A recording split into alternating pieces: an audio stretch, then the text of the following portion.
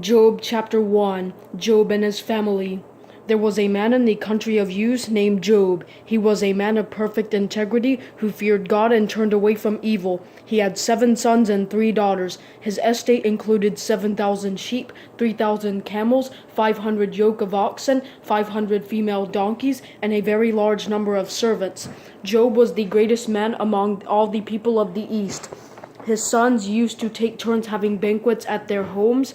They would send an invitation to their 3 sisters to eat and drink with them.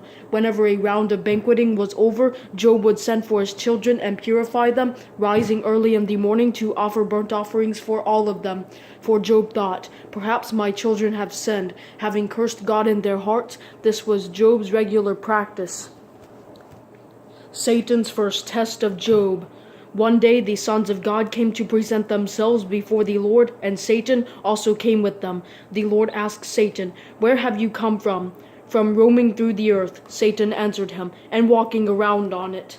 Then the Lord said to Satan, "Have you considered my servant Job? No one else on earth is like him, a man of perfect integrity who fears God and turns away from evil." Satan answered the Lord, "Does Job fear God for nothing? Haven't you placed a hedge around him, his household, and everything he owns? You have blessed the work of his hands, and his possessions have increased in the land. But stretch out your hand and strike everything he owns, and he will surely curse you to your face."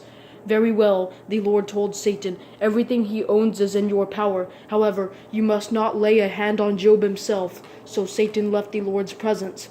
One day, when Job's sons and daughters were eating and drinking wine in their oldest brother's house, a messenger came to Job and reported, "While the oxen were plowing and the donkeys grazing nearby, the Sabeans swooped down and took them away. They struck down the servants with the sword, and I alone have escaped to tell you." He was still speaking when another messenger came and reported, "A lightning storm struck from heaven. It burned up the sheep and the servants and devoured them, and I alone have escaped to tell you." That messenger was still speaking when yet another came and reported, "The Chaldeans formed 3 bands, made a raid on the camels, and took them away. They struck down the servants with the sword, and I alone have escaped to tell you." He was still speaking when another messenger came and reported, "Your sons and daughters were eating and drinking wine in their oldest brother's house." Suddenly a powerful wind swept in front of the desert and struck the 4 corners of the house. It collapsed on the young people so that they died, and I alone have escaped to tell you. Then Job stood up, tore his robe, and shaved his head. He fell to the ground and worshipped, saying, "Naked I came from my mother's womb, and naked I will leave this life. The Lord gives, and the Lord takes away. Praise the name of the Lord." Throughout all this, Job did not sin or blame God for anything.